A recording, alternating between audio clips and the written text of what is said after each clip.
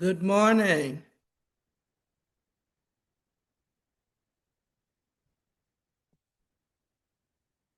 Good morning back at you. How you been? Morning. I'm fine. How about you? I'm pretty good, thank you. Good, good. You're looking good. Thank you. How you feeling? You've been busy these days. I've been quite busy, but it's all a good busy. That's good. That's Yeah, good to hear.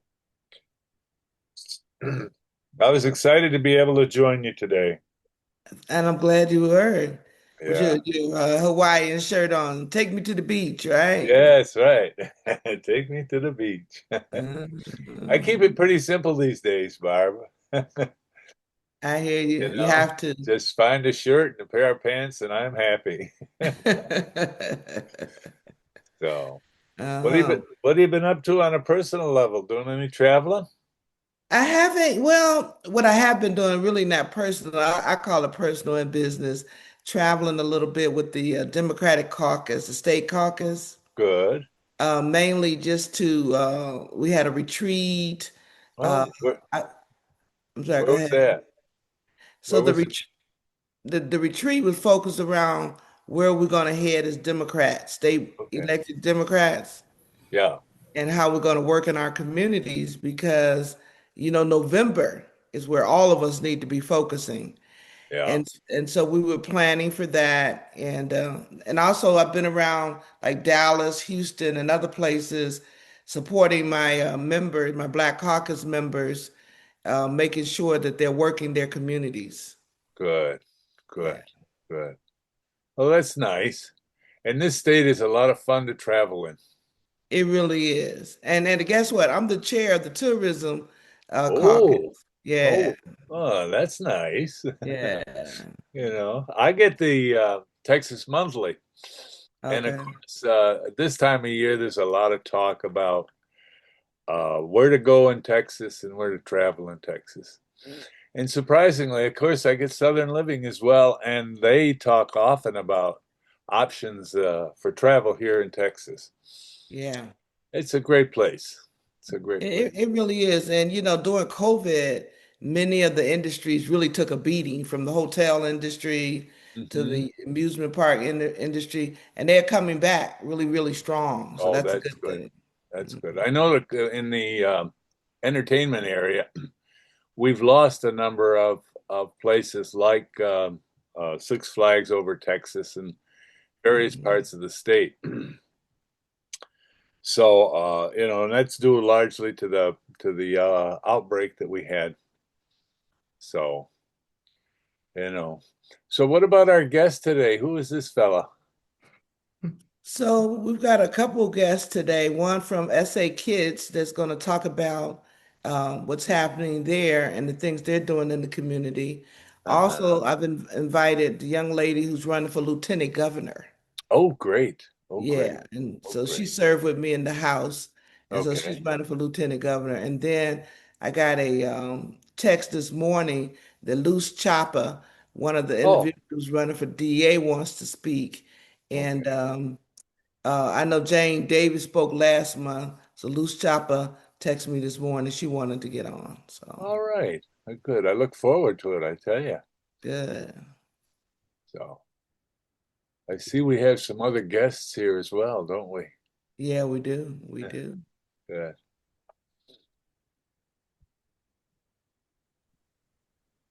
Good So people are, morning. good morning. How are you?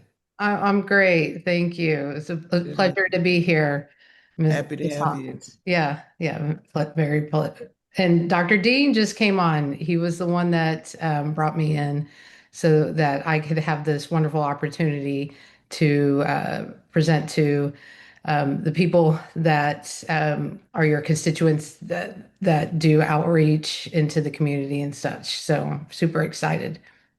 Great. Glad to have you this morning. Like I tell everybody, go get your that last coffee or orange juice, whichever one you like. Oh, okay. So you came ready. Right. Always. Yeah, always. Oh, I see we're building up population. Yeah. Also, I'm gonna share a little bit about the status of the ICE detention center. Oh yeah, I was out there on Saturday. Good crowd. Yeah. So they had a small gathering out there of resistance. Hmm.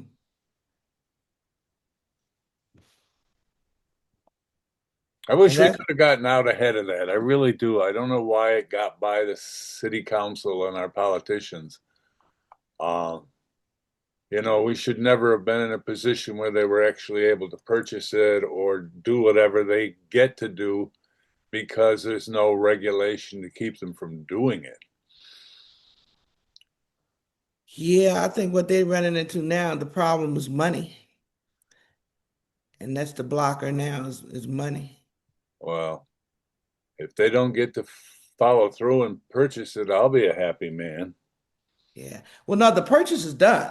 The I purchase know, is but just done. the operations. I mean, Yeah, it's the operation, the renovations, hiring of right. staff, any of that. But yeah, um, it's done. Yep.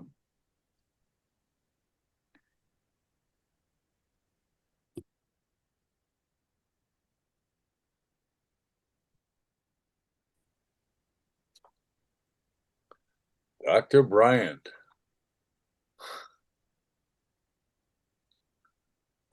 Good morning. How you Good doing? morning, sir. Doing fine. Good to see you here. It's good to see you.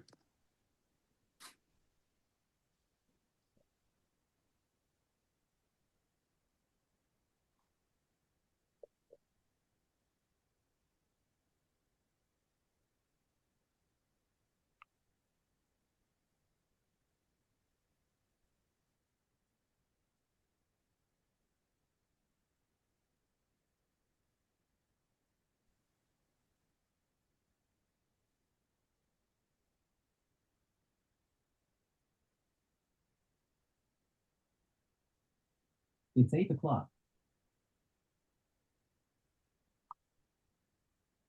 Yeah, it's 8 o'clock. We'll wait till 8:05 and then we'll get started.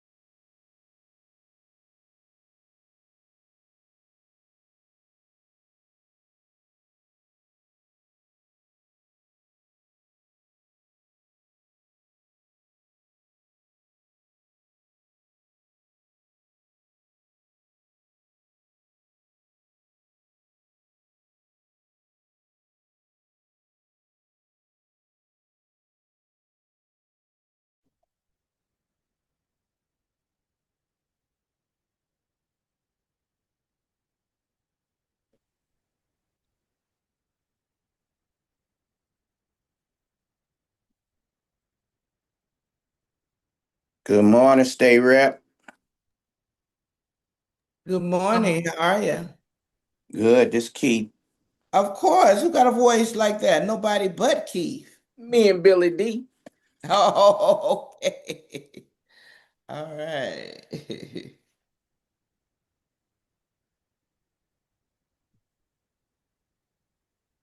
I gotta remember that. Billy D. Okay. You got to be of a certain age group. I got you. All right.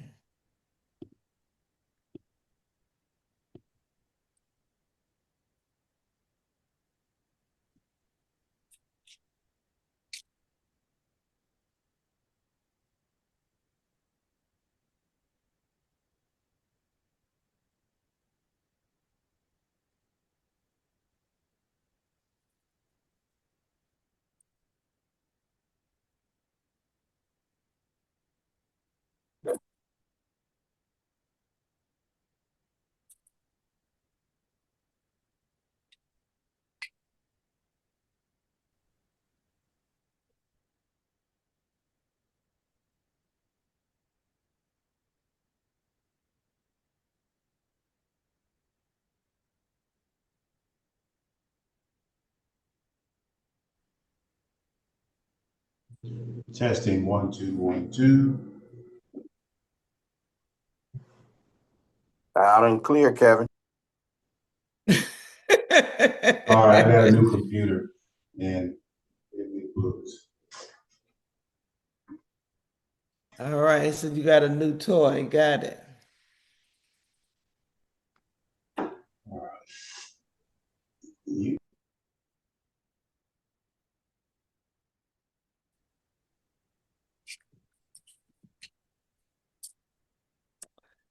Well, I'm gonna go ahead on and get started. First of all, I want to thank each and every one of you for being here this morning. For those of you who are new to the Power Breakfast, the goal of the Power Breakfast is to get the community accurate information. A lot of times things are going on and people just don't understand it and or it's not clear. And so the goal of the Power Breakfast is to um, definitely bring you facts, bring you answers to questions, make announcements about things that's going on in the community, and more importantly, keeping you informed.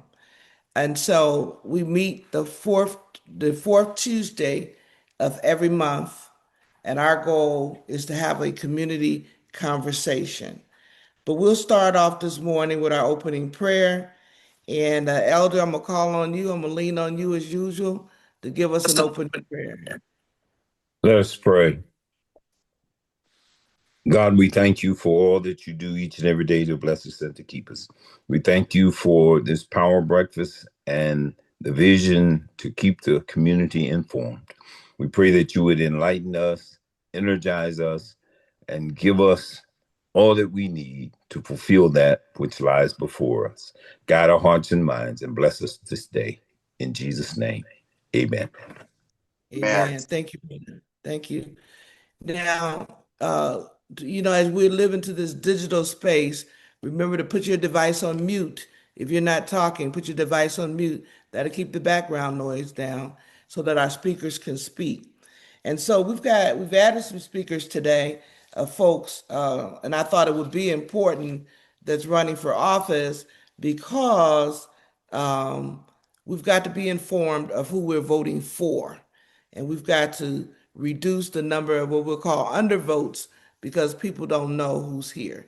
So again, I want to thank each and every one of you for being here. And our first speaker, who I have not met personally, but met this morning with her cup of coffee, that looks pretty good to me, Dr. Mandie Svatek with the SAKids Breathe.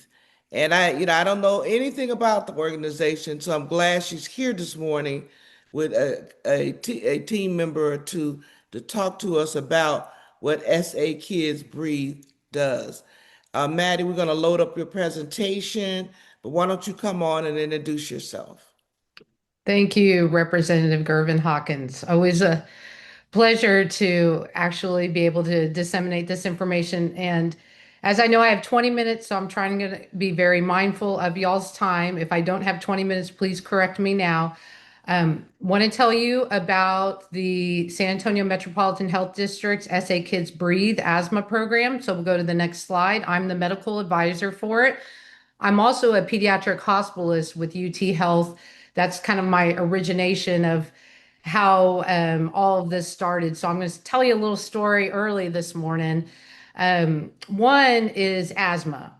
And we know that asthma strikes a significant population, approximately on average, about 8% of children. But unfortunately, if you live in a lower socioeconomic community, that prevalence is higher, meaning that can get up to 10, 12, sometimes 15% of that population can be stricken with asthma. And then obviously with that asthma, you can have increased hospitalization rates. So I work at University Health. We see plenty of asthma patients there. I was in Houston for some time and in Dallas, same sort of deal. And so the biggest thing, so you can see all of that on this left side, but really what struck San Antonio and that change was that as I was working at University Health, some data came across and noting that our childhood asthma hospitalization rates, which is the same as the discharge rates, was twice, almost twice the state average. So the state average was about 8.3 and Bexar County was 14.7.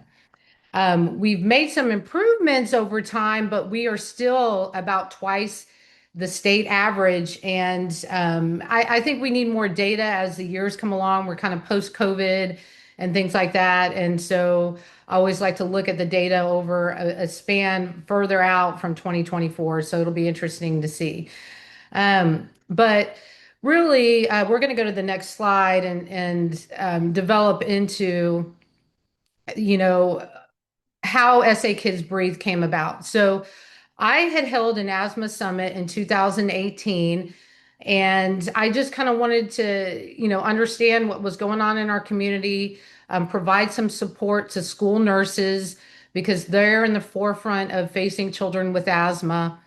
And after I had that summit, I really came across some wonderful individuals in the community, and I decided to reform the South Texas Asthma Coalition. And really, what that is an advocacy organization to help individuals with asthma. And when I had obviously rejoined STAC, we looked at that data and said we needed to do something about it. And so by the time, so this is February, the summit, and we got together, we looked at community health worker based programs nationally that were successful, and then created a packet to approach city council. And with that packet, really our goal was to reduce hospital admission rates and to create a no cost program because we know that individuals with asthma, they're higher, that population is higher in the lower socioeconomic community, and their hospitalization rates are higher. And so in October 2018, my eyes got big because the city implemented a $750,000 grant to help children in the community with SA Kids Breathe. And we're going to go to the next slide. So what is SA Kids Breathe? So first and foremost, it's a no-cost asthma home teaching program, and anybody can refer. So the biggest thing is that if a caregiver sees our signs hanging up in the community or hears about us, they can call us, they can get into the program. But we also have obviously significant outreach to physicians, school nurses. You can see the eligibility criteria 3 to 17. You can have any one of these. It's not, you have to have all of these. It's just any one of these. So if you're hospitalized in the past year, two or more urgent care visits, or 2 or more steroid bursts, or 2 or more unscheduled school treatments, or missing 10% or more of school days. So even the school nurse can do this referral, and you can see the number over here. It goes actually directly to our community health worker supervisor, Paul. He's a seasoned respiratory therapist that's been doing this for over 40 years now. He's wonderful and really tries to get individuals in the program. The biggest deal in San Antonio was that we were also having deaths from asthma. And so you can see, trying to enroll individuals with this eligibility is important because no kid should ever die of asthma, or no kid should obviously be missing school more than 10% of the time because of asthma. So we really wanted to, really impact our community. And we're going to go to the next slide. So our community health workers, you see, they're going to conduct 3 home visits, usually within the first 3 months. And so I've gone on the home visits with the community health workers. They first, start talking to them, asking about what their needs are, what their resources are, if their child has insurance, what their medications are. And the biggest roadblocks oftentimes we run into is that they're not signed up for insurance. They don't know which medication, which inhaler goes with what. And the medication, you really have to learn how to give the medication. So we do plenty of teaching when a child is hospitalized, but when they're discharged, they forget how to inhale that medication with the spacer. And really simply by that first home visit, trying to help with a lot of those things. We'll talk about some of the outcomes, but they're really impactful for these families. And then, the biggest thing is, they also talk about cleaning products. A lot of families use Fabuloso, bleach in the home. Those have high VOCs, volatile organic compounds. You have plugins, Glade plugins. Those are not good. Those also have high organic volatile compounds. And so, really, what we're trying to do is look at those triggers also in the home: smoking, pests, particular pets they might react to. We see plenty of roaches. We try to get them integrated pest management toolkits that they can use. We see plenty of mold. We try to see if we can connect them to get them help with their landlord, things like that. And then, try to get them the appropriate cleaning products. So there's a lot that they do that goes in the second home visit, and then they'll even get them pillow and mattress covers for dust mites by the time they get into the third visit, and really try to continue to educate about asthma and what their medication needs are and how to get their medications in appropriately. We'll go to the next slide. So, and then we have 3 pie charts here, so you can kind of hit the tab space 2 more times. So the demographics from May, when the program 2019 really kicked in, until now May of 2025, we can look at our population. We're hitting the ones that are hospitalized most, which is that 5 to 11 age group. Males, young males have a higher predilection for asthma and being hospitalized. It kind of changes our population as adults as they traverse into the female range. A female adult population has higher, and all of this has some of the plays hormonal balance and things like that. But the race ethnicity, if we look at that, so San Antonio, down at the bottom, you can see 65% primarily Hispanic, 6% non-Hispanic Black, and 25% non-Hispanic white. And so we're hitting the Hispanic population about 77% of the time. What I do like is that we're hitting the non-Hispanic Black population almost double kind of what we see down below. So we're doing better at that, but I still want improvements in that. And SA Kids Breathe does want that as well. So we'll kind of look at some of that as we move along. So we'll go to the next slide. So the asthma control test, I promised I would share some data. The asthma control test is what we use to assess children's asthma. If they are 16 or less, they are very poorly controlled. If they're less than 20, they are poorly controlled. And so you can see most of our population at enrollment is almost at that very poorly controlled, but the majority are at the poorly controlled level. By the second home visit, simply by teaching, providing resources, talking to the families, trying to get them help and how to use the MDI with the spacer appropriately, by the second home visit, they become controlled. And then we get to the third, and you can see incrementally by the time that they have graduation at 12 months, they are in a safe zone at about 22.8. And so that's always, we need a good metric to follow. We need to make sure we're helping these families. We try to also track hospitalization rates and reducing those. We have a partnership with Community First Health Plans. We're starting to see that data positively showing that we're reducing ER visits and hospitalization rates. So it's pretty exciting when we can look at that. And then we'll go to the next slide. So opportunities, next steps, and I'll probably have a slide after that and then another slide. So a thank you slide after this. But I want to share after the thank you slide a little bit of a city map. But the opportunities, first and foremost, that's why I'm here, is to expand our outreach and referral strategies. And that's why I want to share that map at the end.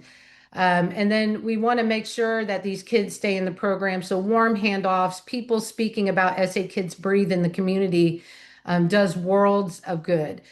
So having those street banners, we even had one of those digital big ones up on the highway. So it was really cool to hear and see about it. But we're really trying to look at promoting smoke-free and multi-unit housing, trying to get individuals into state programs, quit programs, getting, they also group Kara Hausler, our program manager, really trying to get in there and promote the smoking free in our city. And so that's been pretty exciting. Our next steps are really to move those smoking units away from schools. So not letting anybody build any smoking or vaping shops near schools. So we've got a lot of opportunities and outreach. So we're going to go to a couple more slides. So so the one after that. And so you can see our enrollees in SA Kids Breathe. That is on the left. The darker color means the the higher number of enrollees. And so also on this map to the right is our ER visits per 100,000, spanning over the past few years, 2019 to 2023. So it's unfortunate that you can see that ER visits are kind of in that central and south San Antonio, because again, this has to deal with a disparate population. Asthma is not kind when it is, children are faced with this because they're not getting the right resources. They're have environmental impact and such, health literacy, multi-impactful, and why that they're being hospitalized and having increased ER visits. But we are hitting those populations, but we still want to get to the south, southeast more. Those are still important. And so doing that outreach is really, truly like where we want to be impactful and how we can do better. When I go into these homes, the last home I went into, we were over at the Frank Garrett Center off of Culebra. And the family, that's where SA Kids Breathe is housed, and the family lived really close by. Down that street, I felt like me and the community health worker got out, and this car like really accelerated right by us. There's no speed bumps. Kids are out on the road. Just trying to understand, like how individuals are living. And then this family's in a multi-unit housing area. It's like a fourplex. They have a lot of mold in the home. They only have one bed, and so they co-sleep with their child. And they have some pest control because one of the other units has some mice and things. And we're always trying to see how we can help and do better, try to get at least some of that mold cleaned up, try integrated pest control management, things like that. Try to help these kids live better lives and breathe better. So I'll open this up for any questions. I always welcome those. If not, I'm quite all right. But I think the most important thing is that we just need to spread the word. Yeah, I agree, Maddie. Thank you for that. When we talk about asthma, uh, we think about it as something that happens mainly to children, but we still have our adult asthma people who are struggling. And my question to you um, is this a new initiative, and how do you connect people to the services? How Right. folks on this call can get the word out? Right. So this initiative started in 2019. Obviously, when COVID hit, there was a little bit of a hiatus. Our community health workers were on contact outreach. And so it's just word of mouth. Like programs like this, we have funding for it. We want to provide those resources. Even Paul Kloppy, our community health worker supervisor, really wants to get out there and see how we can incorporate the adult population as well. Obviously, that would take more funding and to approach the city for things like that. And so we're trying to also have those discussions with health plans. If we are saving hospitalization rates, then we want some sustainability. We've gotten funding from Texas DSHS, to help with the program, but it's always ongoing. We want to keep that wheel rolling forward and seeing what population that we can help more. And that's one of Paul's envisionments is to eventually, like, how can we bring in the adult population? But believe me, when he goes to homes and he knows, there can be asthma running in the family. Obviously, that's the biggest marker. He tries to help the parents as well if they have asthma. Just trying to do the best. And so, yep, this is a wheel that needs to keep turning because we want to have more community health workers and we want to help more of the population as we move along. So is there a number or something you could put in the chat so that if people want to, after this call, get in touch with your office or the appropriate office? Yes, I in the chat will put in my contact information and then the SA Kids Breathe phone number and such. But yeah, most certainly always willing to chat with anybody, willing to do presentations in the community at certain places where we find that it might be impactful. And so if I welcome thoughts on that as well. And so always important to be thinking ahead in what we can do. Are you available on a monthly basis to participate in health fairs? My team is, they do go out to health fairs. It depends on my rigorous schedule because Oh, not you personally, but yeah, you SA as an Kids Breathe. organization. Yes, absolutely. They have a table. They're always sending pictures out. We have a group chat. And so we definitely do want to do those community health outreach events. Please, Mr. Smith, send me any information and then I can get you in contact with my team. Thank you. And how far in advance are you requesting that we have to ask to request that you come? The community health workers are great. They rearrange their schedule as needed. And so if there's some coming up, especially with Fiesta coming up and things like that, they will work and do it as fast as possible. So short notice they are okay with. Thank you.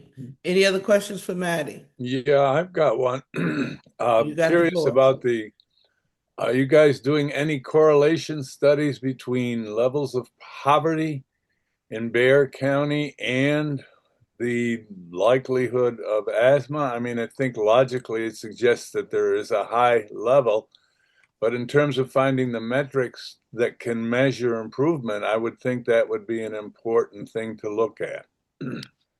Yeah, so we have Golora Agha. She had a equity score map, and I could probably try to drop it in the chat when I find it, just so that you'll have that, Mr. McNamara, to see. And it shows the equity score. So the higher the scores, the higher people of color and non-opportunity. So you don't want to be the darker color.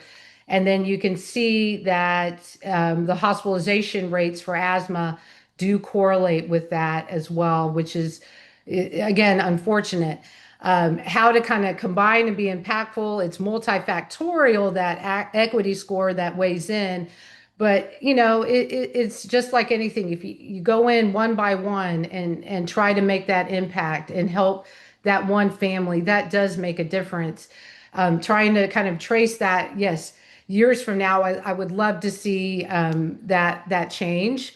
Obviously, with equity score, it's other things trying to go into the community. I know the city are trying to do their best in certain areas, but I'll try to find that slide and drop it in the chat. And then Ms. Franklin, I see a hand up. Ms. Franklin, you got the floor. Yes, good morning, everyone. I was just wondering, because I live in the southeast to far east area. Most of the deaths I hear about concerning asthma is from young adults. Do you have any more information concerning why that happens in that age group? I'm gonna say maybe between 18 and 30, because that seems to be a problem, over in our area. And I would like to also get some information from you, concerning asthma. I've known about it. I'm not an asthmatic, but I've known about it since childhood. But I still understand that it's still a severe, um, issue. With they always talk about the youth, but not the young adults. And does asthma continue into the older as you age? Is that something that continues onward until we pass, or does it mutate into something else? Thank Right. you. Right. So mortality rates in Texas, just in general for asthma, we can do better. Because I'm a pediatric hospitalist, obviously, a lot of my focus is trying to stay on the pediatric population. But when somebody dies from asthma, I did initially go over to STRAC and say, we need to collect better data. When we have an asthma death, we need to know what the factors are. And that needs to be done across the board. And so if I can even start with my population and teach them that, then I'm hoping that also that would start happening with the young adult population. And that young adult population, sometimes it's the same issues. It's access to medications. If they don't have insurance, they can't get medications because a lot of these medications can cost uh, $100 to $500 out of pocket. Even some of our SAKidsBREATHE families, when they haven't had insurance, they try to go in, and some of them will actually pay that. And then it's like, what do they have their paycheck for or anything else? And so it's oftentimes a lack of just even obtaining the medication that becomes the problem. And, lastly is yes, I always teach that this is a chronic, lifelong disease. Now, if some people, quote unquote, grow out of it, great. But we always call to arms that we want to be aware that once you have asthma, you can always have asthma, and you need to understand that and have the safety measures to help yourself. And then as women age and when those hormones fluctuate, that's really why we start seeing women, older women, especially the elderly population, having higher hospitalization rates and being impacted by asthma more. So those are So great questions and areas that we need to continue to look at to improve. we're going to take one more question on this, and then we're going to move on to our next. Greg, you've got the Okay. final question. Well, it's not really a question, Barbara. In 2017, I sat on the advisory board with the Frank Garrett Center, and this is how we got Breathe San Antonio located at Frank Garrett at 1226 Northwest 18th Street.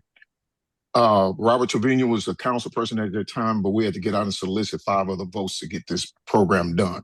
We got $7 million to put this program in the Frank Garrett Center and Next Level, where they take 16 to 24-year-old that dropped out of school and they can get their GED for free.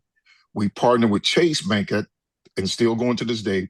We get $150,000, I think, every quarter, that once a kid gets his GED, they get $5,000 tax-free money, no return, if they go into dentist assistant, whatever career path they want to go into.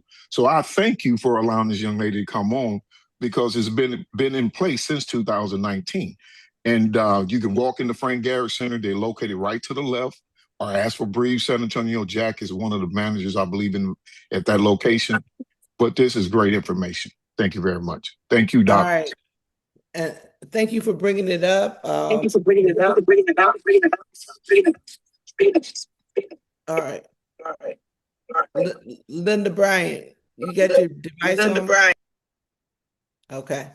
So thank you for bringing it up, Greg. Put your information on the chat on this next level stuff so people can connect. Okay.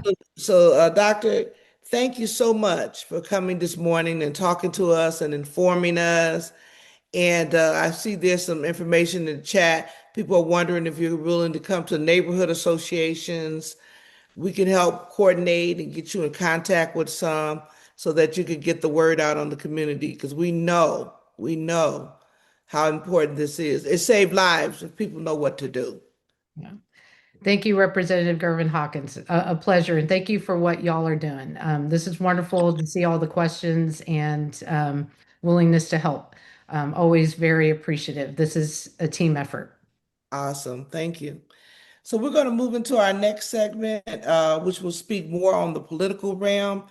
We've got some folks that are running for office that's on.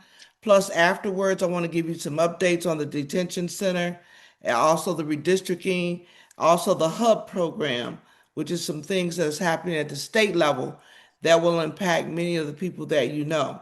So one of my special guests I brought on is one of my colleagues who I've served with for 8 years, and she's Representative Vicki Goodwin. And Representative Goodwin is working to become our next lieutenant governor. And so I wanted to chime her in because she mainly serves out of Austin and that area, but she's taken on this big initiative, and that is run the statewide race for lieutenant governor. Representative Goodwin, are you ready to talk to I my folks? am. Thank you so much, Representative Gervin-Hawkins. I really appreciate that you do these monthly town halls. And I really was fascinated by the speaker that we just had. My oldest son had severe asthma as a child. And when he was young, he ended up in the hospital a few times. And I told him, when you grow up, you should be a respiratory therapist because you know what it's like not to be able to breathe. Well, today he is a pulmonary critical care specialist. So he outdid what I asked of him. Awesome. But he definitely knows what it's like to have asthma. He did outgrow it, but like you said, he probably keeps an inhaler handy just in case. Yes. So really good information there. I'm Vicki Goodwin. I am a state representative from the Austin area. I ran for the first time in 2018.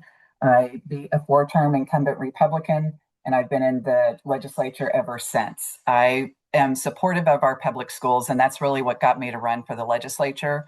My mom had been a Dallas school board member, and her big complaint was it's not the school board that decides how much money the districts get and how much they can give their teachers in raises.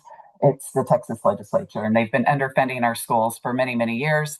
Now, with the passage of the voucher program, that's $1 billion that's going to private schools that should be staying within our public school system where we teach 95% of the students. And so I want to support our public schools, make sure that our teachers are getting the respect and the pay that they need because we're losing too many professionals leaving the profession of teaching. And I also want to address what's going on at our higher ed. The governor and lieutenant governor have been attacking our universities and really making it difficult for them. Second is healthcare. We have a broken healthcare system here in Texas. I'm on the insurance committee. Their big idea to address the cost of health insurance was to remove the requirement to cover rehabilitative care when people have head injuries or strokes.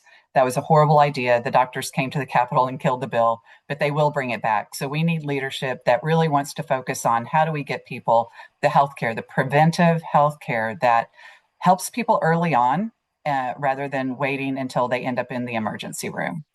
Third is housing affordability. I'm a residential real estate broker. I have run a business for many years. In the most recent years, I've heard young people who feel like they will never have the opportunity to buy a home of their own. So I want to address that issue. And then water. Water is a huge issue here in Texas. We know that Corpus Christi is facing a water crisis, but really it's the entire state will be facing a water crisis. We see a lot of what used to be spring-fed ponds have dried up in different areas of the state. And industry is using vast amounts of water, but they aren't paying for it. We're seeing our water bills in our homes going up. And so that's an issue that we need to address. I am excited about my campaign. I've been traveling all over the state. I've had lots of opportunities to visit. And this past weekend, I went with Representative Gervin-Hawkins to 4 of her churches in her area. So I really appreciate the time here this morning. And I will turn it back to you, Representative. Awesome. Thank you for that, Representative Goodwin. Any questions for the representative? Think about it. She's running for Lieutenant Gov, yeah. So she would be second in charge once she wins this race. Any questions before we let her go? Why is the lieutenant governor position important and how powerful it is? How powerful is it? Sorry. Sure. The lieutenant governor presides over the Senate and sets the agenda. So whatever is prioritized is decided by the lieutenant governor. And really, any bills that end up on the governor's desk have to go through the Senate first. The lieutenant governor appoints all of the chairs of all the committees in the Senate, And the lieutenant governor has a lot of influence over the budget, where our tax dollars are spent. So every time you buy an item and pay sales tax, that is revenue to the state. And then the lieutenant governor has a big impact on how that money is spent. Great question, Kevin. Thank you, because we do want to make sure everybody is well informed as they take this vote. Vicki, do you have the dates of the runoff? Yes, thank you for reminding me. So I'm in a runoff right now. The difference between myself and my opponent is experience. I'm serving in the Texas legislature now in my 4th term. My opponent has not ever served in elected office. The dates of the runoff are May 18th through the 22nd. That's a Monday through Friday. There's no weekend voting for the runoff. And then election day is May 26th, which is the day after Memorial Day. It's a Tuesday. So please do come out and vote. I encourage people to vote early, May 18th through the 22nd. Thank you. Now, you know, a lot of times people say they don't know the candidates. If you could put in the chat something that folks can, after the meeting, push out to their friends and family. If you could put something in the chat, we can get it out there. Okay? Thank you. I'll put my website, and there's lots of information about my priorities, the issues, and my background. So please do Awesome. check it out. Thank you. All right, thank you. Next, we have Johnny Garcia. Johnny is running for CD 35, the district that they shook up, moved up, and everything else. Johnny, you want to say a few words? Absolutely, Madam Rep. Thank you so much for inviting me this morning. You hit the nail right on the head with that one. You know, this is one of the 5 seats that Donald Trump called Greg Abbott to redraw and gerrymander, thinking that it was going to be an easy toss-up win, but it's actually looking to backfire on them. And portions of District 35 encompass portions of your state house seat as well. And it's very critical that we win this seat.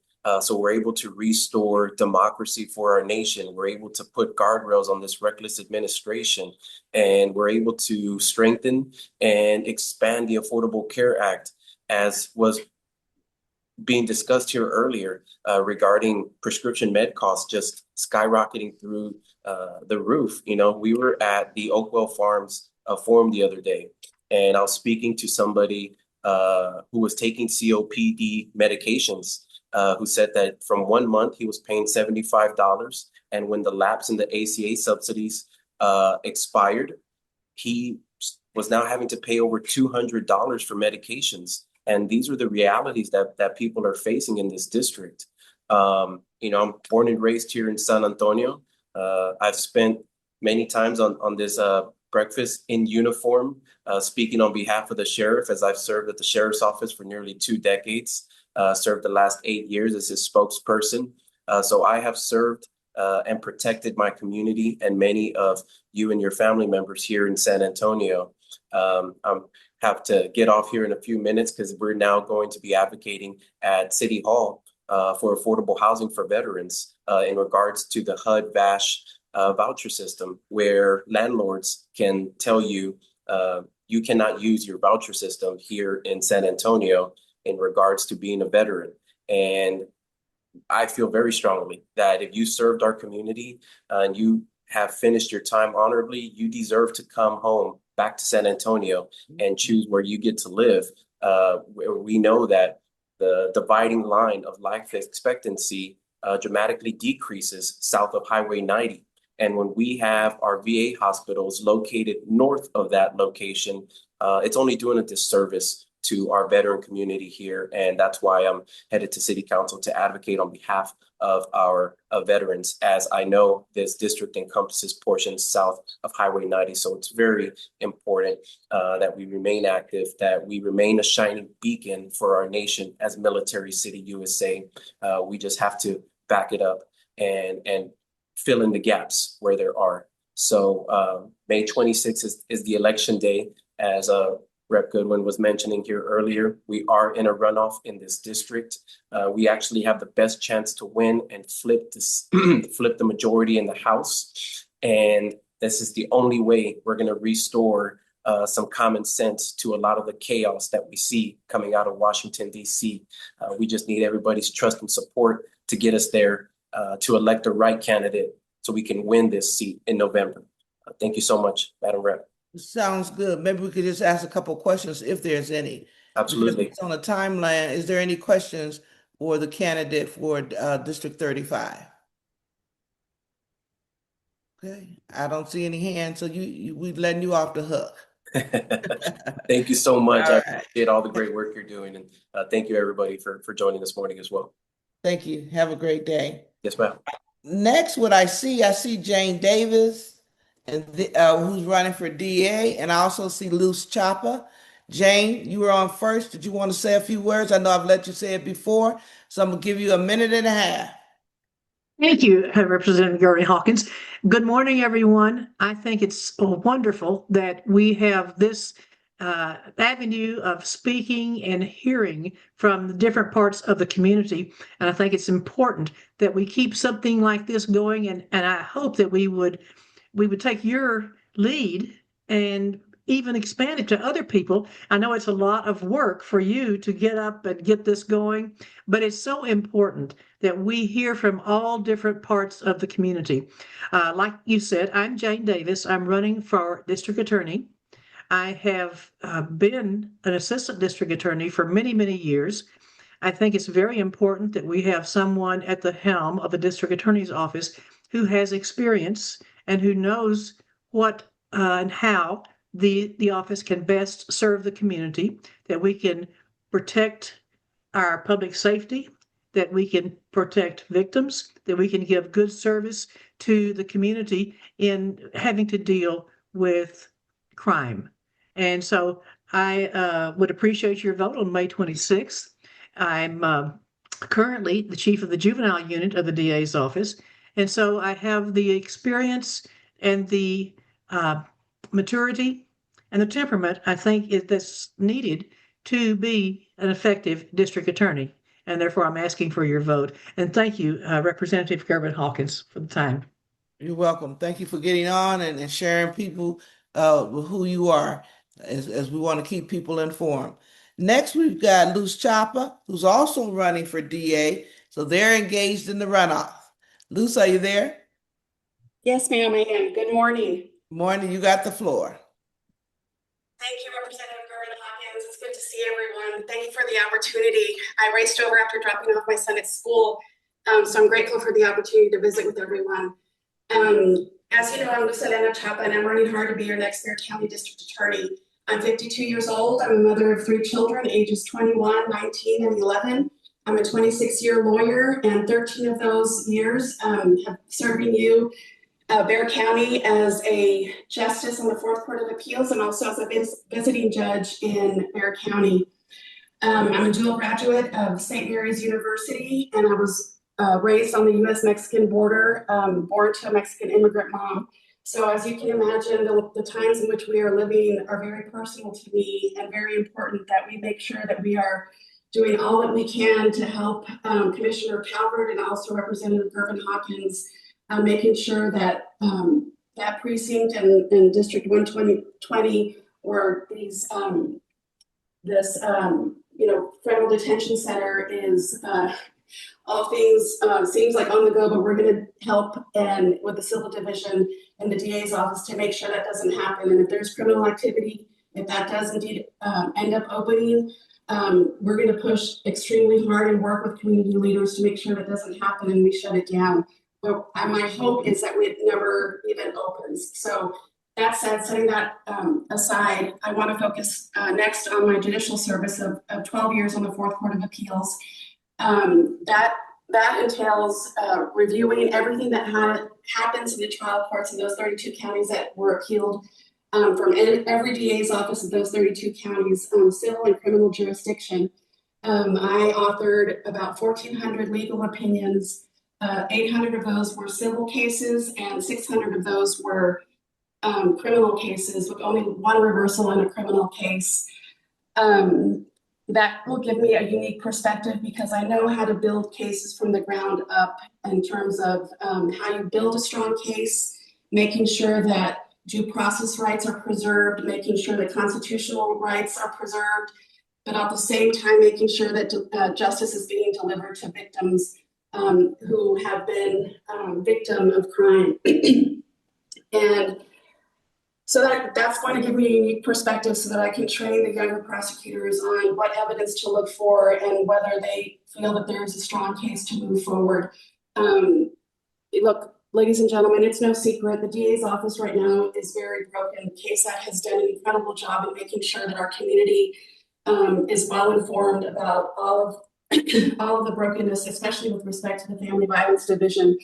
I do want to bring transparency to the office, accountability to the office. I do have temperament, and you saw that 13 years while I was on the bench. And so I'm going to shake things up. And I've run as an outsider from the very beginning, as soon as I filed for this office. And that's an asset that is going to benefit us community-wide. I know this community because I've served on 6 nonprofit boards. One I hold in extreme high regard is Healy Murphy Center. As you know, it was the first Black school in our community for Black children, Black students. And serving 6 years on that board gave me a strong understanding of how broken our youth are. Healy Murphy offers students to learn who haven't succeeded in the traditional school setting.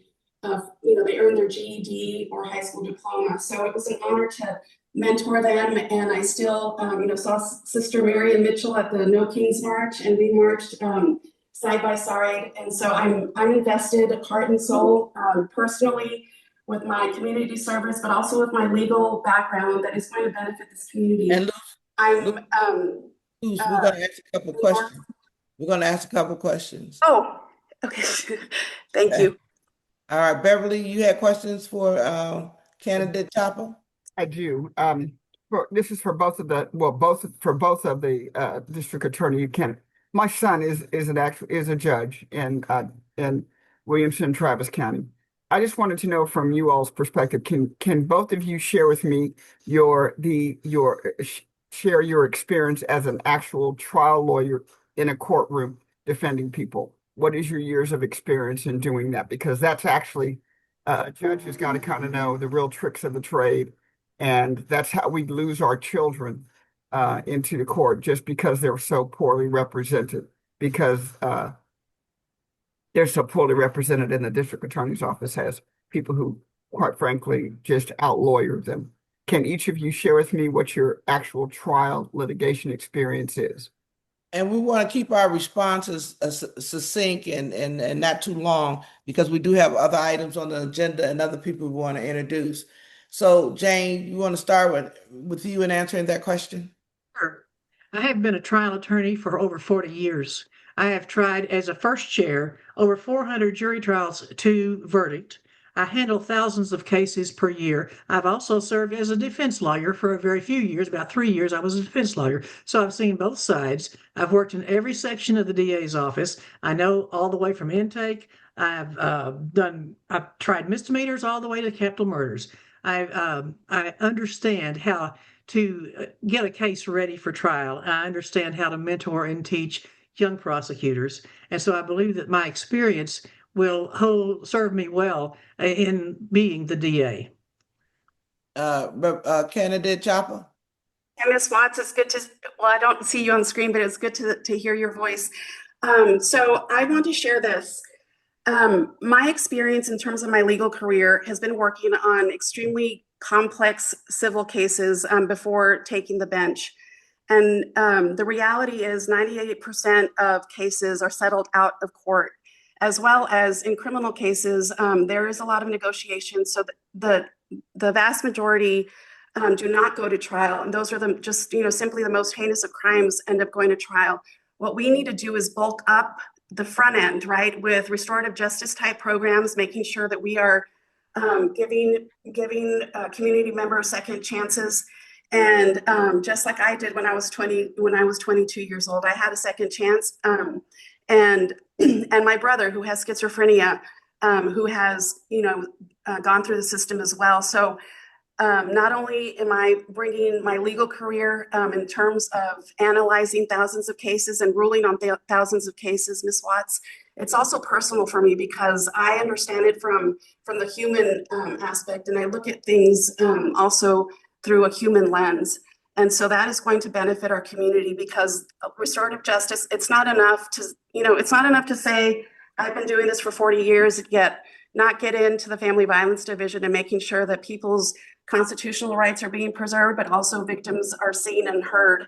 I have two daughters who are 21 and 19 and a son who is 11. I need to teach my girls that they need to stand up for their rights if they ever become a victim, and I need to show my son what it means to be a feminist, a gentleman, and also making sure that his sisters and his mom and his grandmother are well protected.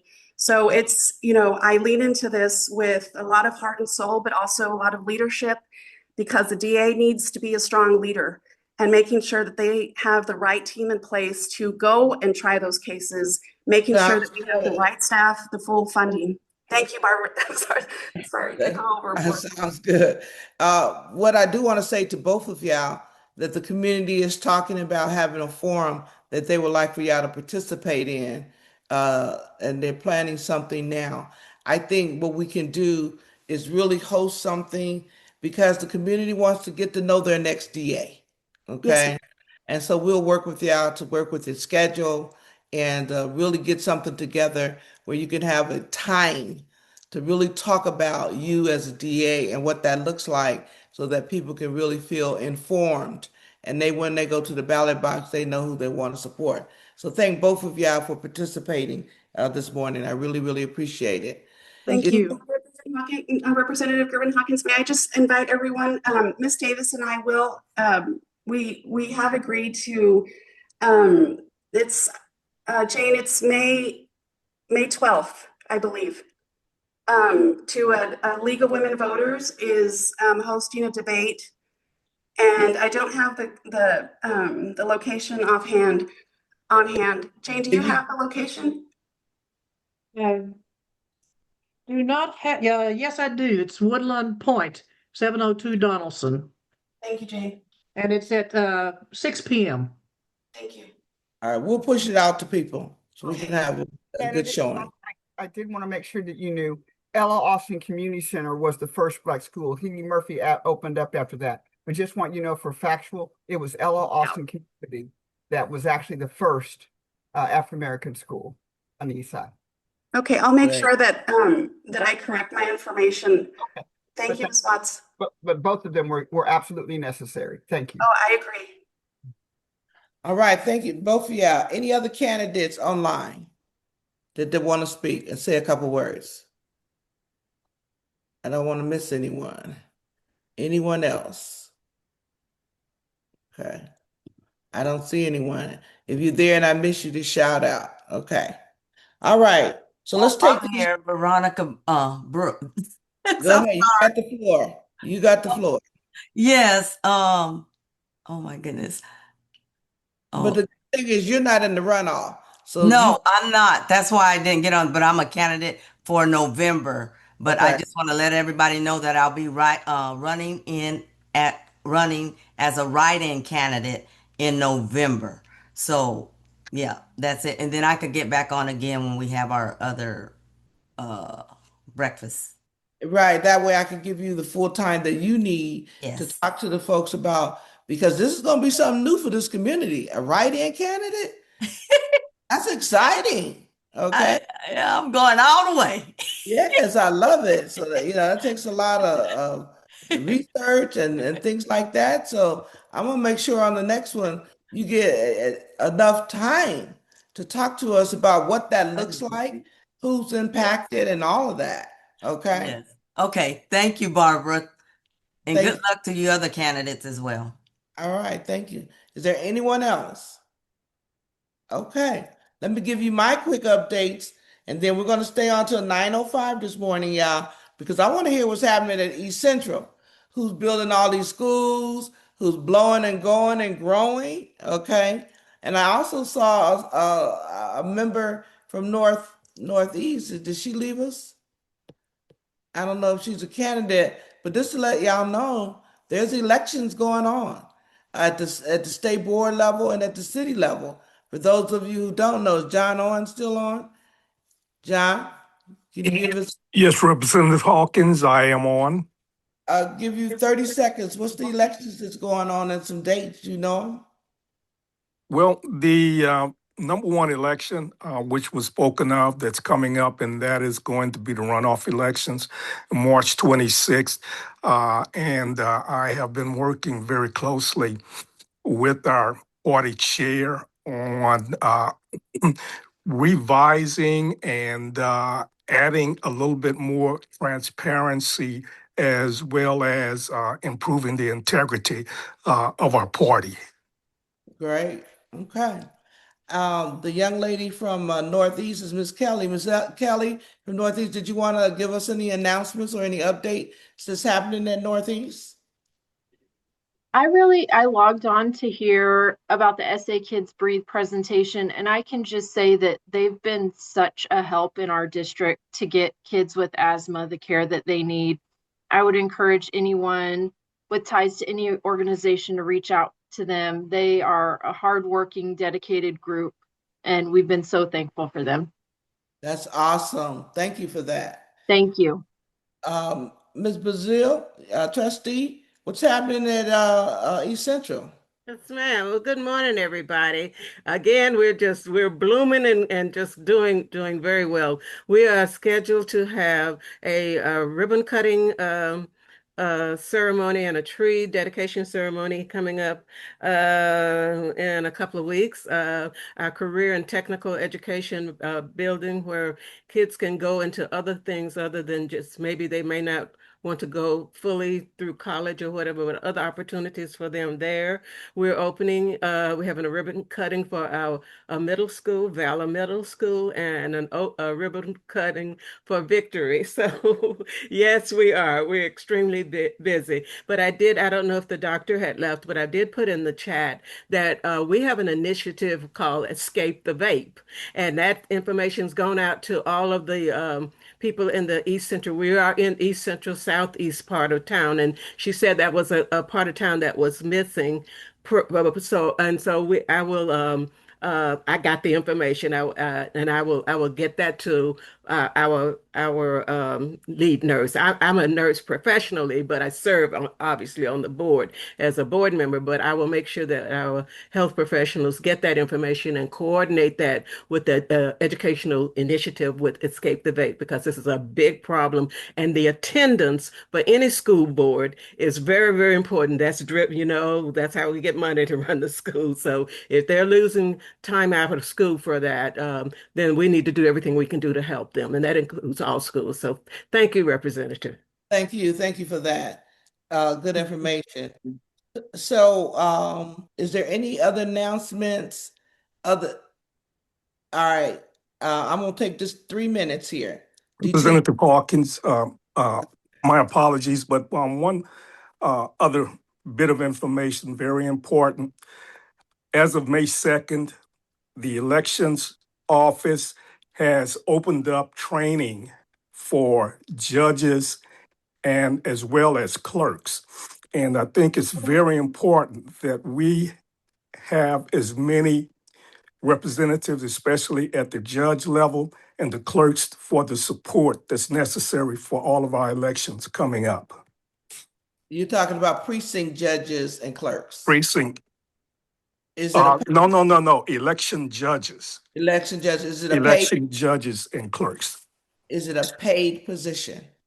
It is a paid position. I am going to quote some numbers, but we may have to check. I think it's $17 an hour for the judges, $16 for the alt judges, and $15 for the clerks. You can go online to Bear Elections and you will find a list and dates of all of the classes coming up. Sounds good. And you could do full and part-time, yeah. And you just have to be at least 16 years of age, is my understanding, to be a clerk or someone at the polls. Okay. Thank you for that information, John. So the detention center on the east side, as y'all know, this weekend there was a little rally out there, but across the country, there's been the the states that have stopped, cities that have stopped the detention centers from being built. And so we're working on the very same things, getting from the playbook that's out there in terms of how you stop these facilities. And we know that if we take the House and the Senate or one or the other this November, we can totally stop it. Beverly, you wanted to add to that? Oh, oh, Beverly. no, thank you. I didn't know if my hand was still up, but I greatly appreciate you. And again, just do you all please do know that this is going to end up having to be a move in Congress. So please, we're putting together there's a template letter that we will certainly get to our state representative, who is just, we are so blessed, and so she is so amazing. But so she will get it out. So because what we need to be able to do is to flood as many of our congressional members with letters as possible, with the understanding that November's coming up, and we may not be enough to elect someone, but we certainly are enough to keep people from being reelected or elected. So please remember the power of our voice, and please use it. This will be historic, and will send a very strong message to this administration about what can and can't be done at the local level. So we will be getting that out to Representative Hawkins, and she'll be sending it out to you all. Thanks, everyone. All right, thank you for that, Beverly. Quick note, let's talk about redistricting in Texas. Right now, the Supreme Court has ruled that the maps must stand. So our colleagues across the aisle has won in the Supreme Court. And as you know, when we go to the Supreme Court, there's no other appeals. And so the maps will stand. Across the country through this redistricting efforts, Virginia's maps are on hold. So I wanted to give y'all an update on that. At the end of the day, we don't know how all this is going to play out. But if Virginia is stalled and other states step up, we may have a challenge. But we need to keep working, keep using our legal system, and also making sure our allies across the aisle who don't want to even themselves understand that we're working on the same issue. Let's stop this mid-district redistricting. And so mid-decade redistricting. So Texas maps have been approved by the Supreme Court. There's no more appeal. Done deal. Detention center, we're working on that. Then finally, I want to share something I don't know even if y'all know about the HUB program, historically underutilized businesses. So our Secretary of State literally decertified over 16,000 small businesses in the state of Texas who had the HUB designation. That designation introduced small businesses to opportunities that they would not have had in terms of state contracts, federal contracts, and we're talking big contracts. I was there at the trial. We won in court, but again, the Attorney General Paxton appealed it, and so now we're in court. We believe we will prevail. We believe that indeed, and here's why we will prevail. The Secretary of State is over a state division. They do not have the power to upturn legislation. Only legislators can do that, the Senate and the House. So our attorneys did a masterful job laying out why this cannot happen, because he doesn't have standing or jurisdiction. But again, as we well know, this administration don't follow the law and they want to fight it, okay? And so it's in an appeal, but we believe even if it goes to the Supreme Court, we will prevail. For the mere fact is, the department head of a state agency represents the administrative branch. We as senators and legislators represent the legislative branch. And then naturally the courts represent the judicial branch. So everybody have a lane to run in. And we believe they're out of their lane. But again, they're going to appeal, and they have appealed, and we've got over 16,000 small businesses that have been decertified, who's lost contracts, opportunity, and things like that. And I will continue to ring the alarm bell on that. And I've shared with my colleagues, we brought attention to America on redistricting. Now we need to bring attention to Texans on what's happening in the dismantling of many of our institutions. So I just wanted to get that out to y'all and let y'all know that that's a fight we're engaged in. And y'all will be seeing me doing some press conferences and things like that to bring attention to what's happening at the State House. With Barbara, that, any other announcements or questions? Go ahead, sir. Barbara, I'd like it to hear again the reason that Paxton did this. I think it's important for us to understand that. So, to be quite frank with you, it's part of the DEI movement that historically underutilized business from their perspective helps Black and brown people, and that's not his interest. Okay, so he believes that it gives the Black and brown businesses an edge. Okay, and so that's why they've appealed it. But again, it's law. They don't have jurisdiction to appeal it. I mean, Wasn't they it have jurisdiction appealed to by appeal it. executive order, Barbara? The governor may could do it, but this is not an executive order. This is they've just decided we're going to decertify all these businesses. Okay, he just did it. All right, he didn't. There was no executive order. Will the governor do one? I don't know. I think it would be pretty damaging because when you look at historically underutilized businesses, you're excluding women. Okay, you're excluding the disabled. You're excluding, no doubt, ethnic races. And so what they want to do is only do it for veterans. Only do it for veterans. But they can't take a piece of legislation and break it out like that. If it's good for veterans, why wouldn't it be good for others also? All right. So I hope I answered your question, Mr. McNair. He is just trying to hold it up in court, basically. Yes, and you did answer my question. I wanted it to be public. Okay. All right. Any other questions and concerns or final announcements anybody have?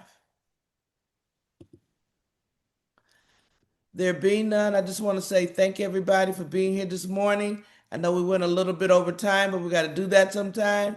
And I really thank our candidates for coming on speaking this morning. That shows me they're respecting the process and they know how important the people in the community is. So thank all of y'all for participating. Have a great day, everyone. Take care. You too. Take care. All righty.